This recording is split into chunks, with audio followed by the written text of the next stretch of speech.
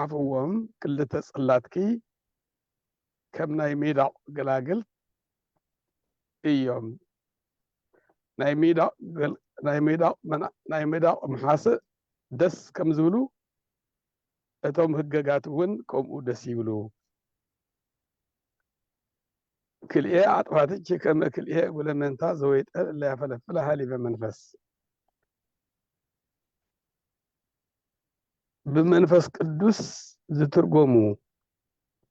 10 ቃላት ኦሪት ዝተጽሓፍዎም ክልተ ጽላታትኪ ከም ናይ ሜዳቕ መሓስእ ይመስሉ ናይ ሜዳቕ መሓስእ ደስ ከም ዘብሉ እቶም ህገጋት እውን ደስ ይብሉ ወክሳድች ከም ማይፈደ ቀርነ ነግየ ክሳድች ክሳድኪ ከም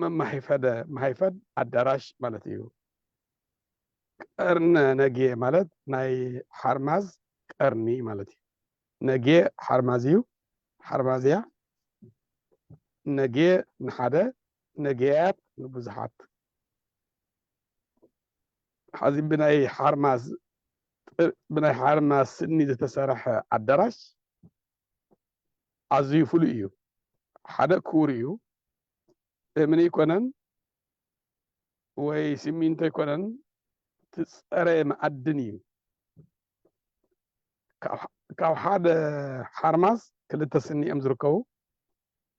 እንደገና ካብ ሓደ ሓርማዙን ክልተ ስኒኦም ዝርከቡ አዳራሽ ዝአክል ክትሰርሕ ግን በሽሓት ዝቁፀሩ ሓርማዝ ክትቀትል ኣለካ ማለት እዩ ወይ እንተይ ቀተልካ ዝከኣል እንተኮይኑ ኣሲርካ እቲ ተውልቆት ስኖም ማለት እዩ ግን ኣይቅርቡኻን ይቀትልኻ እቶም ሓራምዝ ስለዚ ነታ ስኒ ንክትረክብ تقاتلهم مالتي كما هذا انت الذي كسادكي هذه ناي نجركم نير حلفون تكسارس نافت حفل بحات ولا خساره ولا حصير كساد الله ناي كلنا حصير كسادي كساد نوح ولا سبب مال ودي تبعتها قال تنسيتي كسادن قد زلل علي نوح ولا كابتو عفل باس لقيلون اشتي علي لقط ولا لا قد يلس ان علي نوح مالتي بزحت شجره كسارك من مراي لا وحدي حصير بيت بلو قلكم قول كم نوح خساد زخنا له ان نوح خساد ملك على وريو كسادا نوح زخنا كسادو نوح زخنا ناي ملك مجلس يهون ده كم ناي ملك مجلس غير ولا مصحتي سليمان بطببو سوميو ورقو هاليو جنت سومو جن كساد كسي بقرني حرماز زتسرح الدرش يمثل قط زبل ايو مالتي اي زبعن زنجي كساداني ارماسقو قالاني مسنقو يبحال بتلمدو وايت دمصا خطعم مسنقو يمثل تدمصا كسادا دما ارماسقو يمثل ارماسقو مالت قط زبله غللات مالتي ናይ ቤተ ክርስቲያን ጉልላት ኮይንስ በተለይ ዓድና ይኮነን ብደንብ ብዝተሰርሐ ቀጥ ዝበለ እቲ ክሳድ ናይቲ ጉልላት በቃ ዘይተዛበዐ ቀጥ ዝበለ ንላዕሊ ዝበለ እዩ ስለዚ ኣርማስቆ ክሳዳኒ ኣርማስቆ ቃላኒ መሰንቆ ቃላ መሰንቆ ክሳዳ ኣርማስቆ ዝበሃል ኣሎ እዚ ድማ ወክሳድች ከመ ማይፈደ ቀርነ ነግየ بناي نجي قرني بناي حرماز قرني زتسرح الدراش قد زبله كم زخونه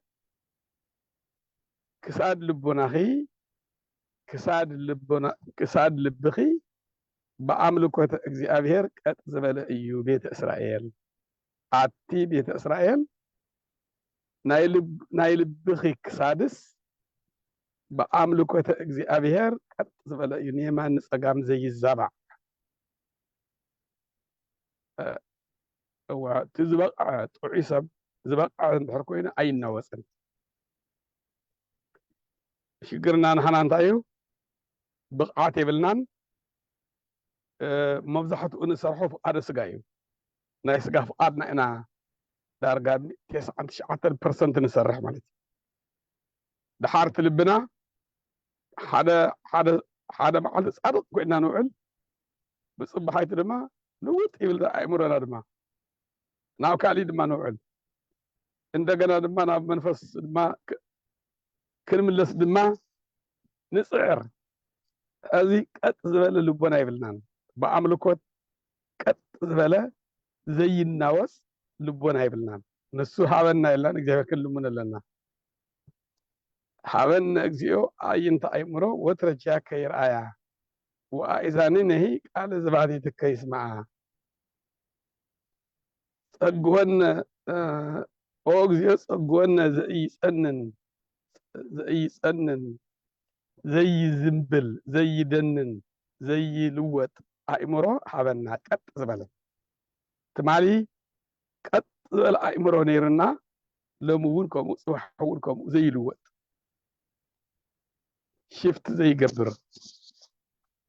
ሓደ ግዜ ተሓዝን ሓደ ግዜ ትሕጎስ በቃ ዘይ ባላንስ ዘይኮነ ባላንሱ ዘይሓለወ እዩ ዘለና እቶም እስራኤል ግን ናብ እግዚአብሔር ክምለሱ እንከለዉ ክሳድ ልቡንኦም ቀጥ ዝበለ እዩ በቃ ሞተ ይፈርሑ ምን ይፈርሑ በቃ እግዚአብሔር ቅድሚ ዓይኖም እግዚአብሔር ጥራሕ እዩ ካልእ ዝሪእዎ ነገር የብሎምን ስለዚ ክሳድ ልቡናኺ በአምልኮተ እግዚአብሔር ቀጥ ዝበለ እዩ ሰሎሞን ብፅቡቅ እናገበረ እዩ ዝምስሎም ዘሎ ነቶም ቤተ እስራኤል ኣቲ ናበለ እንዲ ዝፅውዖም ዘሎ ብመርዓት ዝፅውዑ ስለ ዘለዉ እታ መርዓት ወርቂ ንኽትረክብ ሰም የድልየካ መጀመርያ ነቲ ወርቂ ክተምፅእ ማለት እዩ ስለዚ መጀመርያ ብመርዓት እናምሰለ ንመርዓት ዝናገር ዘሎ እናምሰለ ይናገር ኣሎ መጀመርያ ማለት እዩ ብናይ ስጋ መልክዕ ድሓር ናብቲ ቁም ነገር ይኣትሎ ማለት እዩ ክሳድ ልቡናኺ በአምልኮት እግዚአብሔር ቀጥ ዝበለ እዩ አዕይንትኪ ከም ምሉእ ምእቃለ ማያት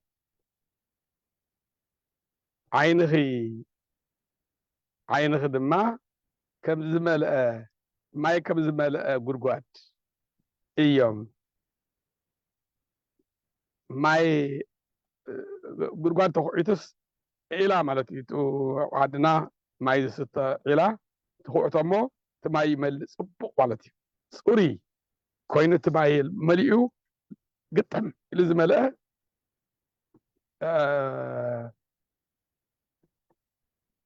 ደስ ይብለካ ማለት እዩ እቲ ማይ ዝመልአ ዓይና ድማ ሙሉእ ዓይኒ ማለት እዩ ንውሽጢ ዘይጎድጎደ ማለት እዩ ዓይንኻ ንውሽጢ ጉድጉድ ክብል ከሎ ንእሽተይ መልክዕ ይጎድል ይመስለኒ ብዝኾነ ስለ መልክዕ ስጋ ምንም ዝሽገር ሰብ የለን ዓይንኺ ከም ዝመልአ ዒላ እዩ ማለት ነቢያትኪ ዓይኒ ዝበሃሉ ዘለዉ ያው እናተምሃርኩሞም ስለ ዝመፅኹም ኣዒንቲ ዝበሃሉ ዘለዉ እዚ ነቢያት እዮም ነቢያታትኪ ፅሩያነ ምግባር ወሃይማኖት እዮም ከምቲ ማይ ፅሩይ ዝኾነ ደስ ኣብ ናይ ዒላ ዘሎ ማይ ዝመልአ ማይ ፅሩይ ደስ ከም ዘብለካ ከምኡ ነቢያትኪ ፅሩያነ ምግባር وهيمانوت إيوم هيمانوتهم صوري مقوارهم صوري إيو تم نبيات بإيسيون بعناقص ولا تبزهان أهاو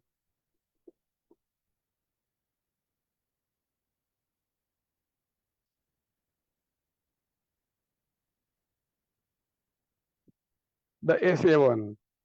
بعناقص ولا تبزهان أهاو أب إيروساليم أب إيروساليم ببزح وجن ناي بزح أحوات ولد ناي بزح بيتسب ولد زخونة بيت إسرائيل بإيسيون إيروساليم بعناقص ببزح وجن ولا تبزهان أهاو بيت إسرائيل مالت ولا تبزهان أهاو إياه ወለተ ማለት ጓል ማለት እዩ ብዙሃት ኣሃው ማለት ድማ ጓል ብዙሃት ኣሕዋት እያ ታቤት እስራኤል ንብላ ዘለና እስራኤል ማለት ያዕቆብ እንዲሁ ያዕቆብ ዝወለዶም ደቁ ድማ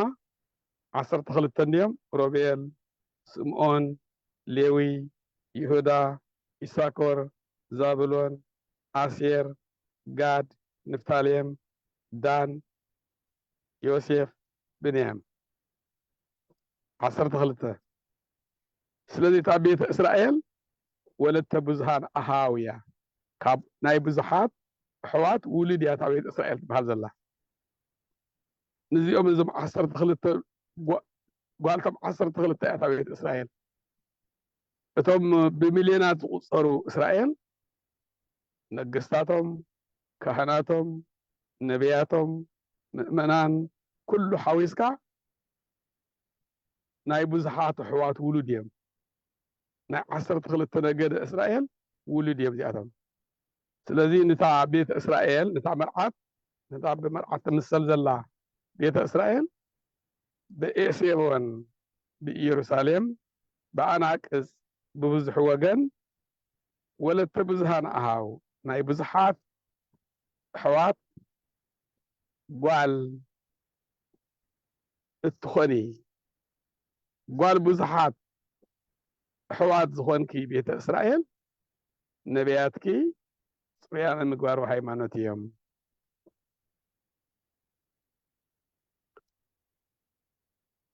ناو مبرهان دسرنجل مريم كنت مسكلنا دما ناو بقطتانا مبرهان ناو دنجل مريم يمسك زي دما قال بزحات نبيات قال بزحات ولا تبزحان أهاو مبرهان بابا أوغن كابيت كاوي يهودا بن أوغن كاو أرون إيت مدبنيا توانا جن كاو كلهم تولد يا دما يترفض كاو إسرائيلس كاو هيزابونوكا تولد نمنتاي كميل نتيلنا تنا نستي تنا أب حقوقها تنا كاف مسألة كافتي مسألة الذي مبرهانون يهوني نجستات يفكر سنكي إيروس داريوس مقواركن حيمانتكن يفتو إيام إيروس ناي فارس نغوسيو ناي إيران هذا إيران زبحال حدي نغوسي نغستيو داريوس دما ناتو شوم كوينو نسوس شومو نغوس كوينو أب إيراق زنبرا مالتي هذا تي فارس زبحال حدي كاب تركو جميرو أرمن سوريا إيراق جوردان بمولو أوزي مرا زبحال عبد بمولو زحاز فارس ناي فارس نغستات انت سلطنو انت لو مساتهم كشنفو كلو كساوروم يمزغلو كساوروم يمزغلو أوروبا ناي أوروبا نغستات كشنفو كلو دما كساو إيران يهرو هذه حال زمن حدا كفل زمن أوروباويان روماويان يبرتعو حدا ክፍለ ዘመን ድማ ፋርሳውያን ይርትዑ ሕዚ ኣብዚ ዘመን እዚ እስራኤል 70 ዓመት ኣብ ባቢሎን ክቕመጡ ከለዉ መን ነጊሱ ቂሮስ እስራኤል ነፃ ክወፁ ፈቒዱ ማለት እዩ ቂሮስ ናይ ባቢሎን ናይ ንጉስ ኣይኮነን ናይ ፋርስ ንጉስ እዩ ግን ንባቢሎን ወሪርዎ መፅኡ ነቶም ንናቡከደነፆር ዘርኡ ገለመሊኡ ኣጥፊዎም ንሱ ማለት መፅኡ ማለት ቀቲልዎም ኣሸኒፍዎም ሽዑ ድማ እስራኤል ድማ ዓመቶም 70 ዓመት ገይሮም ኣለዉ ማለት እዩ ኣብ ምርኮ 70 ዓመት ተቐሚጦም ኣለዉ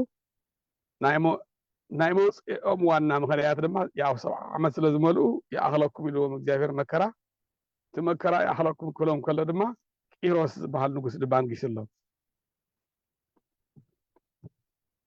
ቂሮስ ኣብ መፅሓፍ ቅዱስ ዓብይ ክብሪ ዘለዎ እዩ ጎይታ እግዚኣብሔር ንቂሮስ ዘይሰምዐ ንኣይ ይሰምዕን ክሳብ ዝብል እዩ ፈጣሪ ማለት እዩ ቂሮስ ኢየሩሳሌም እንደገና ክትህደስ ዝገበረ ንእስራኤል ናብ ዓዶም ክምለሱ ዝገበረ ዳርዮስ ድማ ኣብ ትሕቲኡ ዘሎ ማለት እዩ ኣብ ኢራቅ ወሪሩ ምስ ሓዞ ቂሮስ ዳርዮስ ሸይሙሉ ማለት እዩ ነቲ ዓዲ ስለዚ እዚኣቶም ተሓባቢሮም ንእስራኤል ብሰላም ዓዶም ክምለሱ ምምላስ ጥራሕ እንተይኮነስ ዝጠፍአ ንብረቶም ክህደስ ክምለስ ቤተ መቅደስ ክስራሕ እንደገና እቲ ሃገር ከም ናይ ቀደሙ ክስራሕ ዝገበረ ቂሮስ እዩ እቲ ንጉሰ ነገስት ዋና ኣብ ትሕቲኡ ዘሎ ድማ ዳርዮስ ስለዚ ንእስራኤል ኣዝዮም ይፈትውዎም ነይሮም ቂሮስን ዳርዮስን ንግስታት ይፈቅዳ ስነኪ ቂሮስን ዳርዮስን ምግባርክን ሃይማኖትክን ይፈትው እዮም ወአሕዛብኒ ይሃውሩ በጸዳልኪ ሰራዊቶም እውን ንኣኸይ ብዝተገበረልኪ ንኣኸይ ብዝተገበረ ጸዳለ ረድኤት ሓልዮም ይነብሩ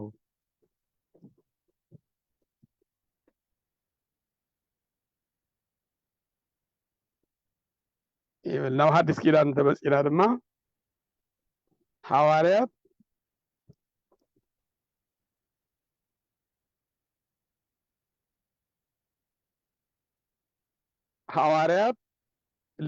ንወድኺ ይፈትው ጎይታ ኢየሱስ ክርስቶስ ካብ እስራኤል ተወሊዱ ካብ ቅድስት ድንግል ማርያም ወለተ እስራኤል ወለተ ኢየሩሳሌም ጓል እስራኤል ያ ቅድስት ድንግል ማርያም ኢያቄም እስራኤላዊ እዩ ሓና እስራኤላዊት እያ ስለዚ ሐዋርያት ንወድኺ ይፈትውዎ እዮም ወለተ እስራኤል ኣትመርዓት ንስኺ ዝወለድክዮ ክርስቶስ ሐዋርያት ይፈትውዎ እዮም ንግስታት ይፈቅዳ ስነኪ ሐዋርያት ንወድኺ ይፈትውዎ እዮም ወአሕዛብኒ ይሃውሩ በጸዳልኪ ሰብአ ኣርድእቲ እውን ካባኺ ብዝተወለደ ብክርስቶስ ኣሚኖም ይነብሩ ሰብአ ኣርድእቲ እውን ካባኺ ብዝተወለደ ብክርስቶስ ኣሚኖም ይነብሩ አንፍቺ ይመስል ከም ማይፈደ ሊባኖስ ዘየንየፅር መንገለ ገጸ ደማስቆ ኣፍንጫኺ ናብ ደማስቆ ከም ዝርኢ ከም ዘሎ ኣብ ደጉዓ ዝተሰርሐ ህንፃ ይመስል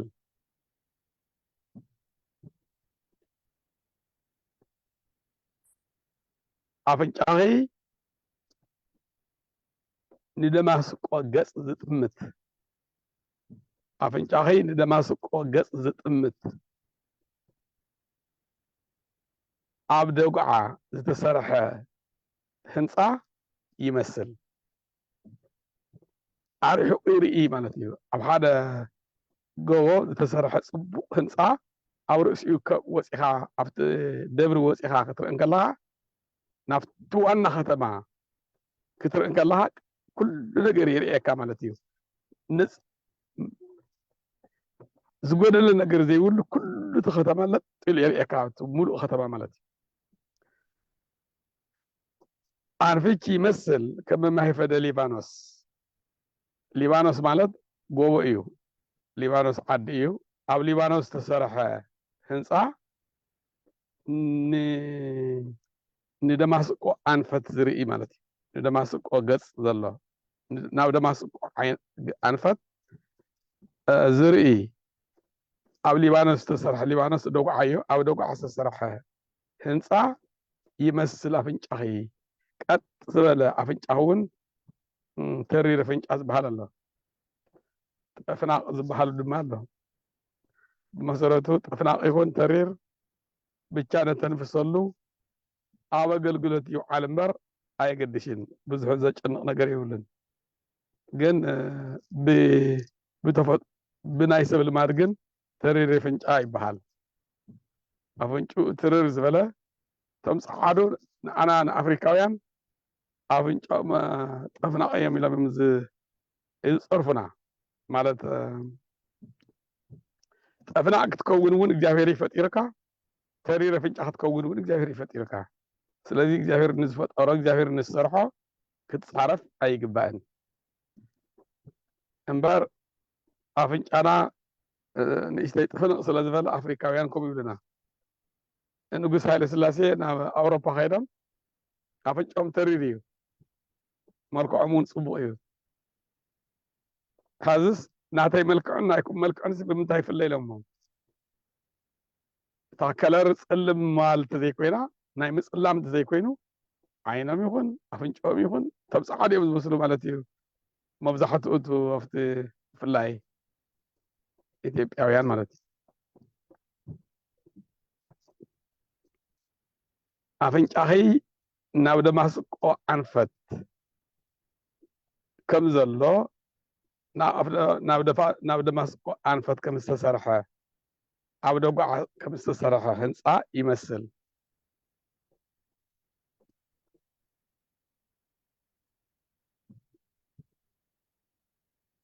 እዚ እቲ ንቤተ እስራኤል እዩ ዝነግራ ዘሎ ወርቁ ኣብ ሰማርያ ኮይኑ ኣብ ደማስቆ ዝተመኸረ ምኽሪ ዝፈልጥ መምህርኪ ኤልሳዕ ኣብ ደጉዓ ከም ዝተሰርሐ ዓብይ ህንፃ ቀጥ ዝበለ ከም ዝኾነ ከምኡ ድማ ነቢይ ኤልሳዕ በኣምልኮተ እግዚአብሔር ቀጥ ዝበለ እዩ ማለት ቀጥ ዝበለ እዩ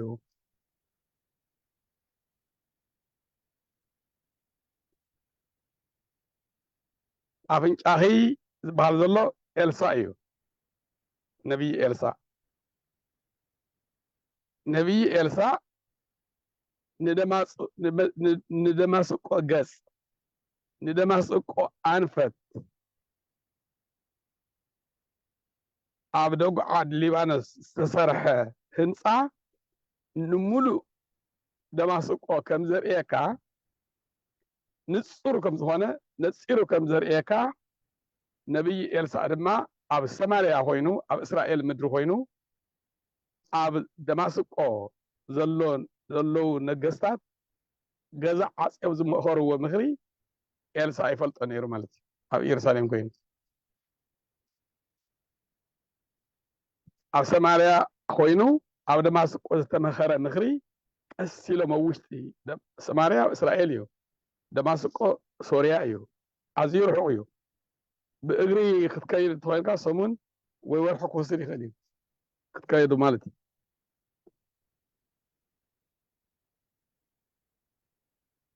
ስለዚ ኤልሳዕ ኣብ ሰማርያ ኮይኑ ኣብ ደማስቆ ዘሎ ነገር ይርኢ ነይሩ ይሰምዕ ይርኢ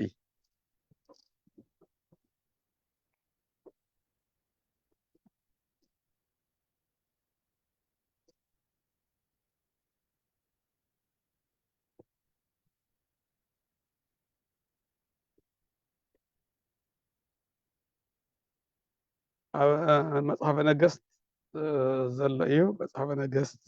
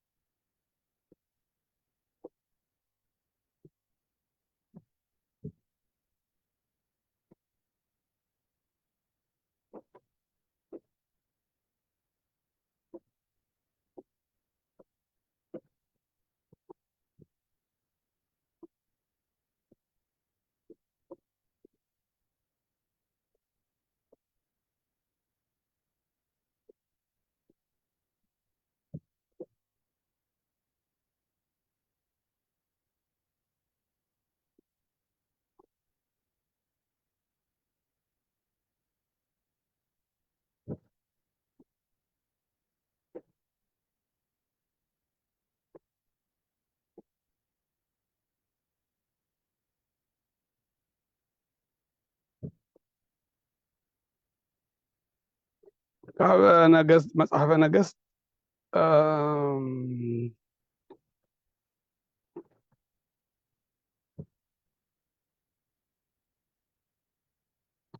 ናይ ወልደ አዴር ዝብል ድለዩ ኣብቲ መጽሐፈ ነገሥት ካብ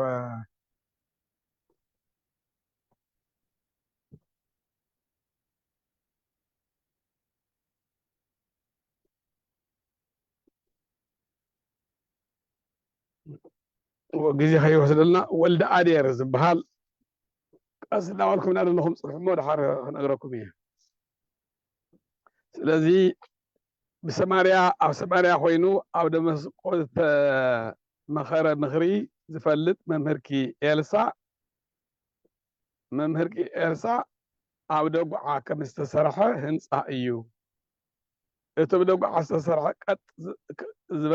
ኣብ ደጉዓ ዝተሰርሐ ህንፃ ቀጥ ዝበለ ከም ዝኾነ ነቢይ ኤልሳዕ እውን ብኣምልኮተ እግዚኣብሔር ቀጥ ዝበለ እዩ ቦ ምምሃር ምስትምሃር ብደማስቆ ዝጀመረ መምህርኪ ጳውሎስ ኣብ ደጉዓ ከም ዝተሰርሐ ህንፃ እዩ ኣብ ደጉዓ ዝተሰርሐ ህንፃ ኣብ ሊባኖስ ደጉዓ ዝተሰርሐ ህንፃ ቀጥ ዝበለ ከም ዝኾነ ሐዋርያ ጳውሎስ ድማ ብኣምልኮተ እግዚኣብሔር ቀጥ ዝበለ እዩ ዘይናወፅ እዩ ብርቱዕ ሐዋርያ ቅኑዕ ሐዋርያ ብኣምልኮተ እግዚኣብሔር ቀጥ ዝበለ ሐዋርያ እዩ ጳውሎስ ስለዚ እቲ ናይ ኣፍንጫ ንደማስቆ ገጽ ዝተሰርሐ ህንፃ ኣፍንጫኺ ንደማስቆ ገጽ ዝተሰርሐ ህንፃ ኣብ ደጉዓ ሊባኖስ ዘሎ ህንፃ ይመስል እንዲህ ዝራ ዘሎ እቶም ኣፍንጫ ተመሲሎም ዘለዎ እዚ ብብሉይ ኪዳን ኤልሳዕ ብሓዲስ ኪዳን ድማ ቅዱስ ጳውሎስ እዩ ንምንታይ ቅዱስ ጳውሎስ ኣብ ንደማስቆ ተመሰሎ እንተኢልና እሱራት ሒዙ ንደማስቆ ከተማ ናብ ሶርያ ክኸይድ እንከሎ እዩ እቲ ምብራቕ ንቅዱስ ጳውሎስ መብረቕ ዝበረቐሉ መብረቕ ማሕ መሲሉ መብረቕ ንቅዱስ ጳውሎስ ዘብርሀሉ ማለት እዩ ናብ ደማስቆ እናኸደ እናሃለዎ ማለት እዩ ስለዚ ጳውሎስ ተፀዋዕ ጳውሎስ እስመ እም ደማስቆ ተፀዋዕ ጳውሎስ ካብ ደማስቆ እዩ ተፀዊዑ ንሐዋርያነት ዝተፀውዖ ካብ ደማስቆ ስለ ዝኾነ ያው ደማስቆ ስለ ዘለዓለ ንጳውሎስ እውን ልዕልዎ ኣሎ እዚ ማለት እዩ መኃልየ ምዕራፍ 7 ቁፅሪ 6 ስእርትኪ ዘድቤኪ ከመ ቀርሜሎስ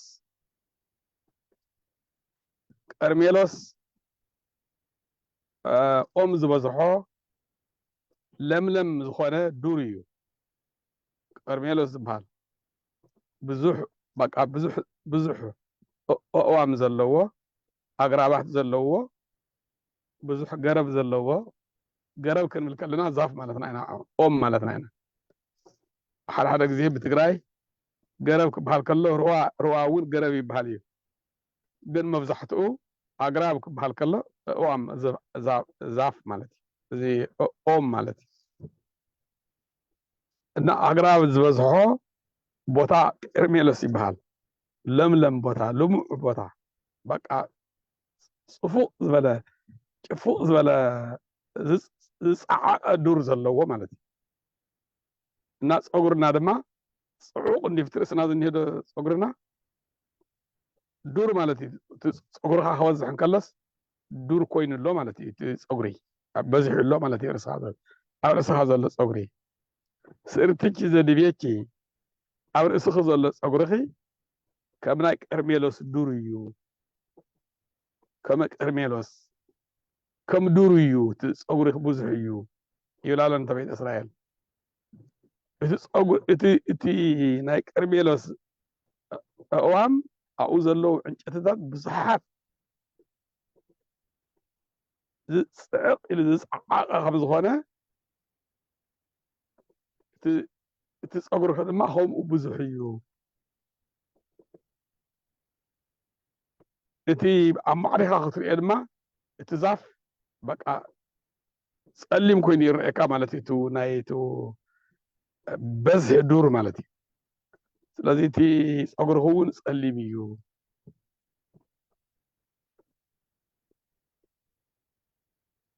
እዚ ሰሙ ማለት እዩ ወርቁ ወገንኪ ህዝብኺ ህዝቢ እስራኤል ብዙሓት እዮም ማለት እዩ ብስእርቲ ብፀጉሪ ዝምሰሉ ዘለው ህዝቢ እስራኤል እዮም ንመብርሃን ይኸውን እዚ መሃሊ መብዛሕትኡ ንቅድስቲ ድንግል ማርያም እዩ እንደገና ብቐጥታ መብርሃን ኣቲ ትበሃል ብፆታ ኣንስተይቲ ስለ ዝኾነት መብዛሕትኡ እዚ ዘሎ ንመብርሃን እቲ ብካሊእ ትርጉሙ ቦ ኢልካ ትርጉሞ ድማ ንመብርሃን እዩ ስለዚ ቅዱስ ያሬድ ኣብ ኩሉ ዜማታቱ እዚ ኣሎ እዚ ተፃሒፉ ኣሎ ሓደ ንቤተ ክርስቲያን እዩ ትርጉሙ ካልኣይ ንቤተ እስራኤል እዩ ሳልሳይ ንመብርሃን እዩ ወፅፍሮ ስእርትኪ ከመ ሜላት ፍሁስ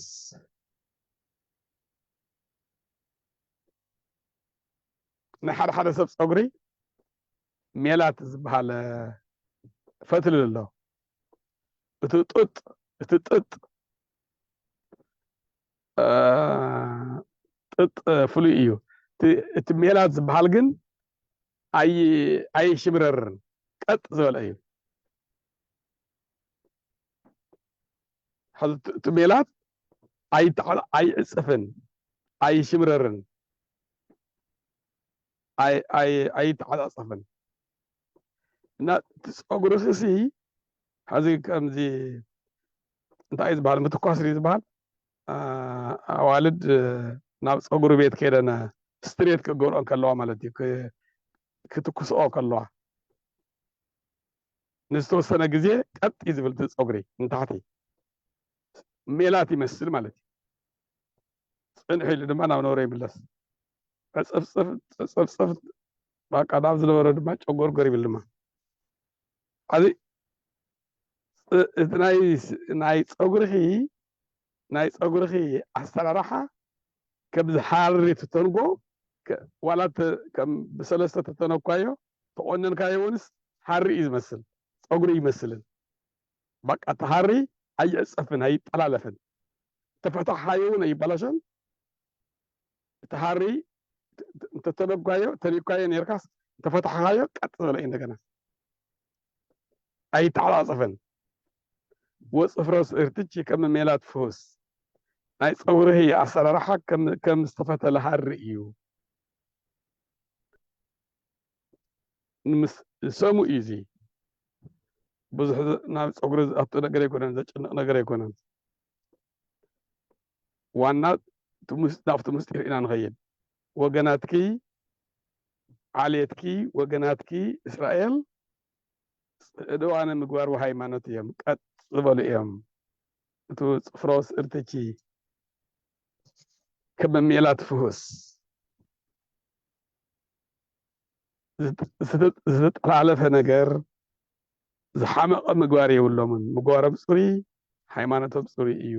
ፅዕድዋን እዮም ፃዓዱ እዮም ብምግባሮምን ብሃይማኖቶምን ፃዓዱ እዮም ማለት ቅኑዓት እዮም ፅቡቃት እዮም ማለት እዩ ማይፈደ ወርቅ ለሰሎሞን ማይፈደ ወርቅ ለሰሎሞን ንሰሎሞን ብወርቂ ዝተሰርሐ ኣዳራሽ ነይርዎ ኩሉ እኳ እንተዘይኮነስ ወይ ሓደ ወይ ዝተወሰነ ቁፅሪ ዘለዎ ብወርቂ ጥራሕ ተሰሪሑ ምድብሬቱ ወርቂ ዕሙዱ ወርቂ እቱ ግድግድኡ ወርቂ ላዕሉ እቱ ኮርኒሱ ወርቂ ኩሉ ብወርቂ ዝተሰርሐ ማይፈደ ወርቅ ለሰሎሞን ንሰሎሞን ናይ ወርቂ ኣዳራሽ ነይርዎ ብወርቂ ዝተሰርሐ ኣዳራሽ ነይርዎ እቲ ግድግድኡ ብወርቂ ዝተሰርሐ ወመሰረቱ ዘዕንቆ ኣድማርስጲስ እቲ ምድብሬቱ ድማ ቅድም ወርቁ ኩሉ እየ ኢለኩም ነይረ እቲ ግድግድኡ ብወርቂ ዝተሰርሐ ከም እምኒ ማለት እዩ እቲ ወርቂ እቲ መሰረቱ ድማ እቲ ምድብሬቱ ድማ ዘዕንቆ ኣድማርስጲስ ዝበሃል ዕንቁ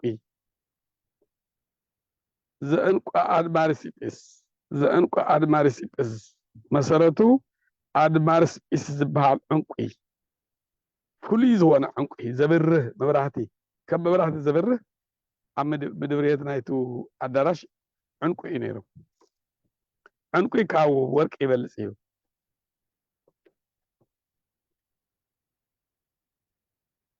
ወትርጉሙ ንሰሎሞን ናይ እግዚአብሔር ናይ ሕግ ምሕደር ዝኾኑ እስራኤል ኣለውዎ ሰሎሞን ዘመሓድሮም ሰሎሞን ዝገዝኦም ንጉስ ኮይኑ ዝገዝኦም ሰሎሞን ንጉስ እዩ ንጉስ ኮይኑ ዘመሓድሮም እቶም ህዝቡ ወርቅ እዮም ማለት እዩ ሰሎሞን ናይ ወርቅ ግንቢ ነይርዎ ዲና ንብል ዘለና ናይ ወርቅ ኣዳራሽ ነይርዎ ንብል ዘለና እቶም ኣዳራሽ እቶም ምድብሬት ዝበሃሉ ዘሎ እስራኤል እዮም መን እዩ ዘመሓድሮም መን እዩ ዝገዝኦም ሰሎሞን እዩ ዝገዝኦም ንጉስ ኮይኑ ስለዚ ንሰሎሞን ወርቂ ዝኾኑ ተገዛእቲ ነበርዎ ከም ወርቂ ዝፀረዩ ጽሩያን ምግባር ሃይማኖት ዝኾኑ እስራኤል ይገዝእ ነይሩ ሰሎሞን ንሰሎሞን ናይ ወርቂ ኣዳራሽ ነይርዎ ማለት ሰሎሞን ዘመሓድሮም ዝነበሩ ሰሎሞን ዝገዝኦም ዝነበረ ህዝቢ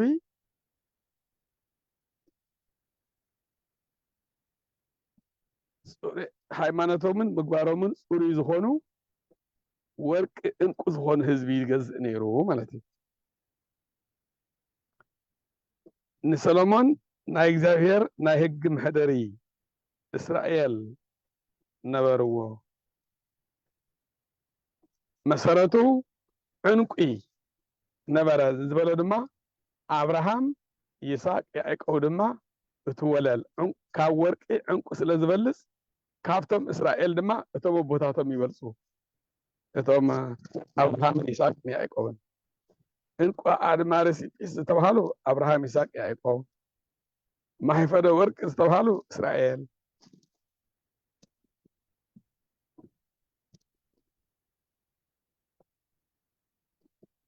ቦ ንሰሎሞን ናይ ወርቂ አዳራሽ ነበረ ንሰሎሞን ንወልደ እግዚአብሔር ዝወሃደ ስጋ ነበረ ወልደ እግዚአብሔር ወልድ ካብ ሰሎሞን ዘር እንዲተወሊዱ ንሰሎሞን ወርቅ ዝኾነ ማይፈድ ነበረ ማለት ንእግዚአብሔር እግዚአብሔር ዝወሃደ ስጋ ካብ ሰሎሞን ተረኸበ ማለት ካብ ዘር ሰሎሞን መሰረቱ ዘእንቁ አድማርስጲስ መሰረቱ ድማ አዳም እዩ እቲ ናይ ሰሎሞን እቲ ግንቡ ክርስቶስ ዝወሃዶ ወልደ እግዚአብሔር ዝወሃዶ ስጋ ናይ ሰሎሞን ስጋ ናይ ሰሎሞን ካብ ሰሎሞን ዘርኢ ማለት እዩ ናይ ሰሎሞን ዘርኢ ድማ ካብ እዩ መፅዩ መሰረቱ መን እዩ ነቲ ናይ ሰሎሞን ዘርኢ አዳም ወመሰረቱ ዘእንቋ አድማርስጢስ መሰረቱ ድማ አዳም እዩ ቦ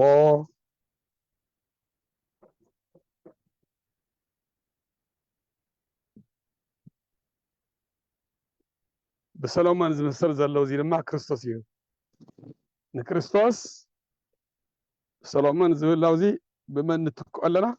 بو إلنا نسلو كريستوس مالتي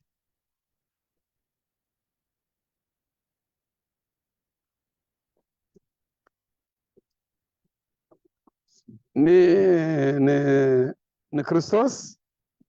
ناي هجي محدري زخونو مؤمنان አለው ንክርስቶስ ናይ ህጊ መሕደሪ ዝኾኑ ምእመናን አለው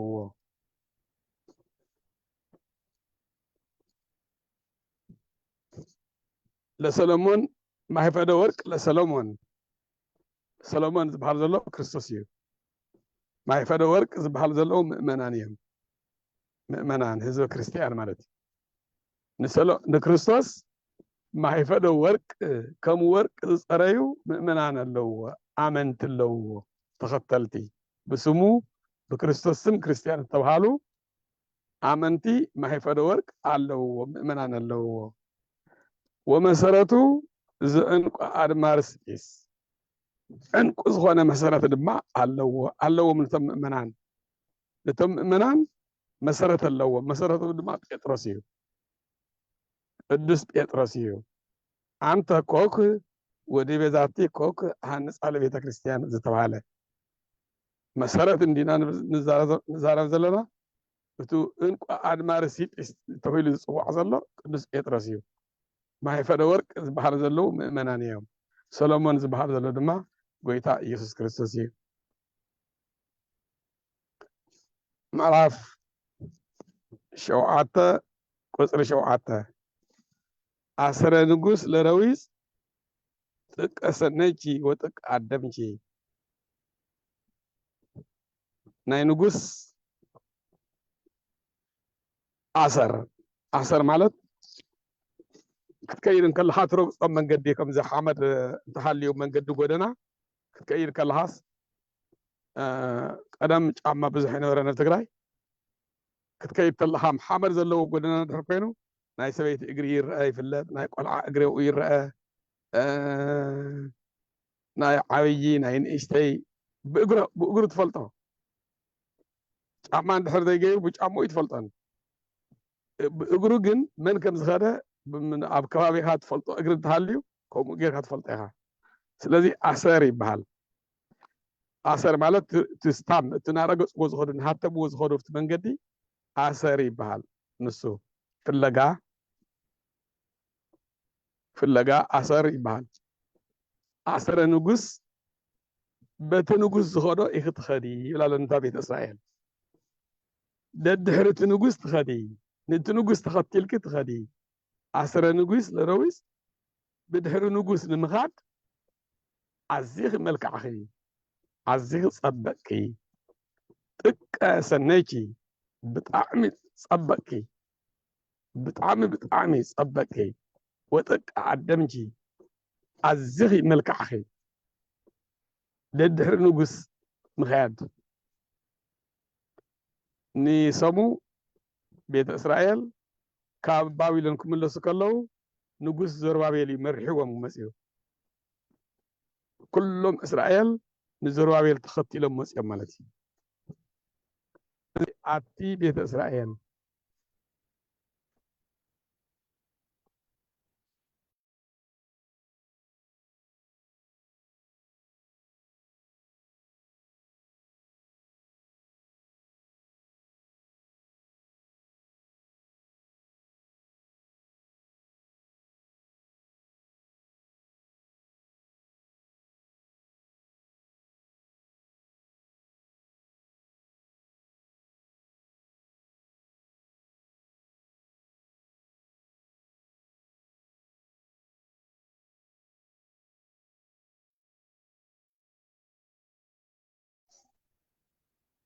تعزياتهم الله خبر ممري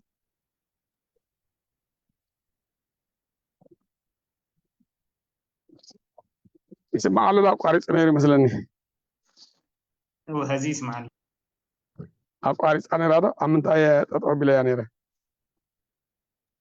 هزيا بيت إسرائيل تحبابي لهم لسخلو نوس زراويل قتيل موت ايوه يوم هو اثر نغوس لرويس ددحر نغوس نايت نغوس رقاص نغوس تختلكي اثر نغوس لرويس رقاص نغوس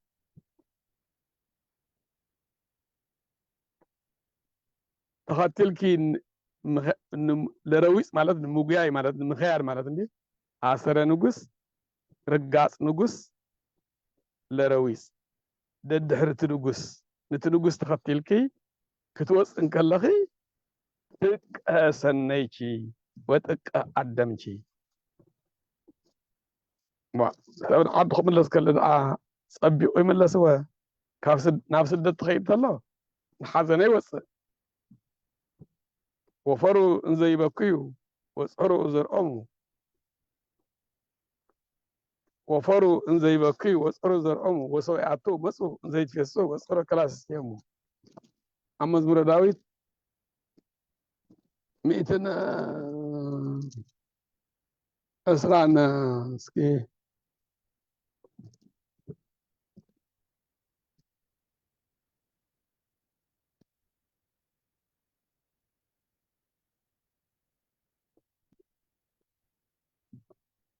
116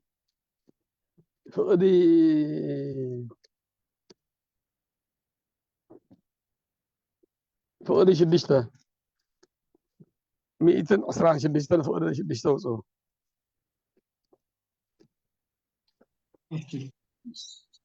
ያለው ከጽለውና አለው ايش عم اصل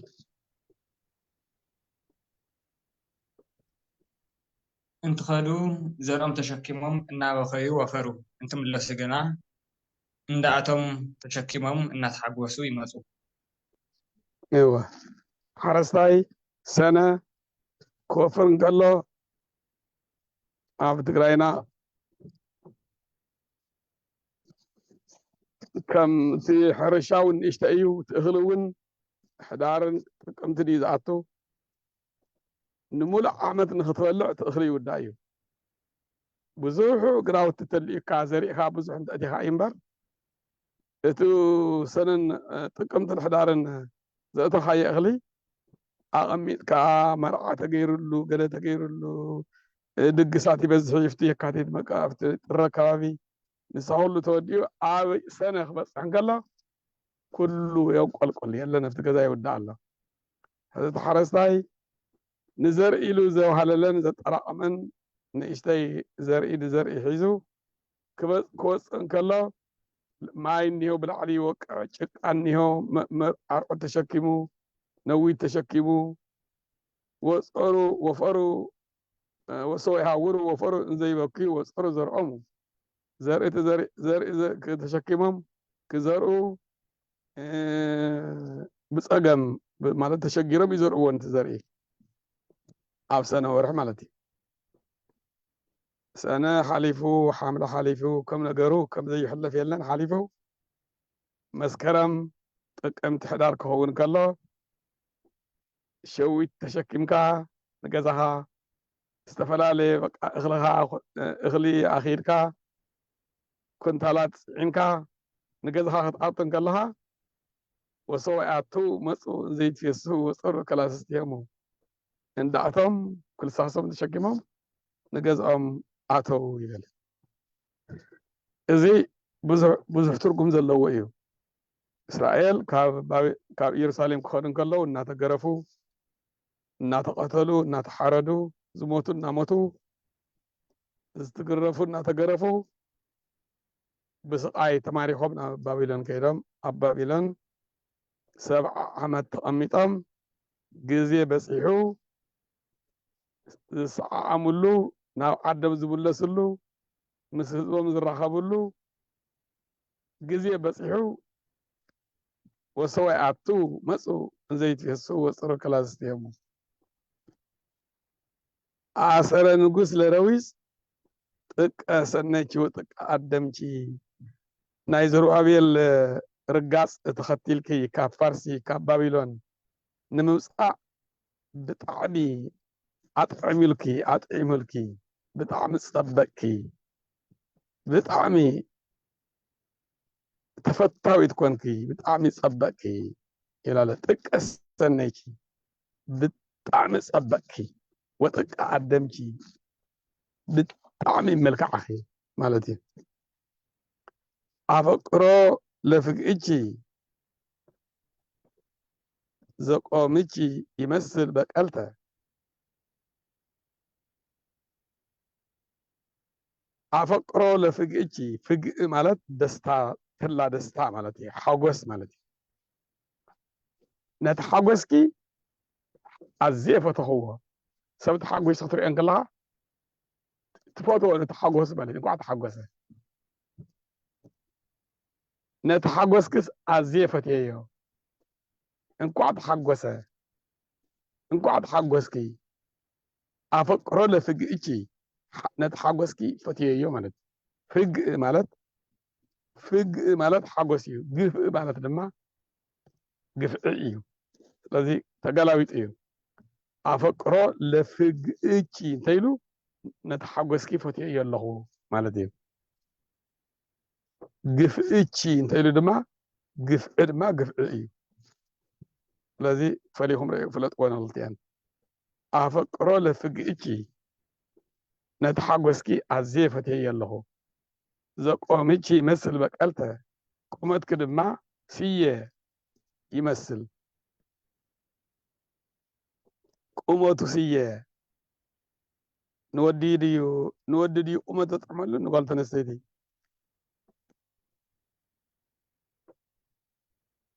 ዘቆምኪ ይመስል በቀልተ ቁመታ ስየ ይመስል ድዩ ዝበሃል ቁመቱ ስየ ይመስል ብልምድና ንወዲ እዩ ዝመስለኒ በቀልቲ ግን ኣብዚ ግን ያው ንቤተ እስራኤል ድዩ ዝናገር ዘሎ ዘቆምኪ ይመስል በቀልተ ቁመትኪ ከም ስየ እዩ ክንዲ ስየ ይኸውን ነዋሕኺ ማለት እዩ ቁመትኪ ዘንባባ ይመስል ቁመትኪ ስየ ዝመስል መርዓት ቤተ እስራኤል ሓጎስ ክፈተኽዎ 70 ዓመት ሙሉእ ኣብ ስቃይ ነርኪ ሎሚ ተሓጒስኪ ንዓድኺ ክትምለስ እንከለኺ ቤተ እስራኤል ሓጎስኪ ኣዝየ ፈትየዮ ልቦናኺ ምጡቕ ዝኾነ ቤተ እስራኤል ከም ስየ ነዊሕ ማለት ስየ ነዊሕ እንድዩ በቀልት ስየ ነዊሕ እዩ ቤተ እስራኤል ድማ ልቦናኺ ምጡቕ እዩ ማለት ንሰማይ እዩ ዝሓስብ ንእግዚኣብሔር እዩ ዘምልኽ ልቦናኺ ምጡቕ ኮይኑ ንእግዚኣብሔር እዩ ዘምልኽ ንእግዚኣብሔር ዘምልኽ ልቦናኺ ምጡቕ ዝኾነ ልቦና ዘለኪ ቤተ እስራኤል ሓጎስኪ ተላ ደስታኺ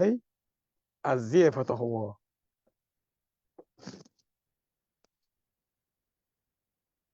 ኣፈቅሮ ለፍግእኪ እዚ ትርጉም ኣለዎ እዩ ኩሉ ሕዚ ንብሎ ዘለና ብነዊሕ ክትርጎም እዩ ድሓር ክትርጉሞ ኢና መፅኡ እዩ ኩሉ ናብ ወርቂ ክኣቱ እዩ ንሎሚ ግን ኣብዚ ኣኽለና ካብ ምዕራፍ 7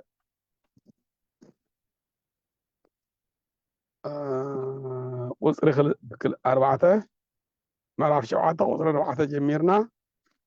ክሳብ ምዕራፍ ማለት ምዕራፍ 7 ኮይኑ ኣብ ቁፅሪ 8 በፂሕና ኣለና ኣፈቅሮ ለፍግእኪ ኢልና ኣለና እቲ ቀፂሉ ንብሎ ማለት እዩ ወኣጥባትኪ ከመ ሄላ ወኣጥባትኪ ከመ ሄላ ካብኡ ኣብቲ ቅፅል ዘሎ ሰሙን ንቅፅል ኢና ንሎሚ ኣብዚ ኣኽለና ወስብሃት ለእግዚኣብሔር ኣነቃቂሑ ዘጀመረና ኣጀሚሩ ዘፈፀመና ፈጣሪና እግዚአብሔር ይክበር ይመስገን አሜን።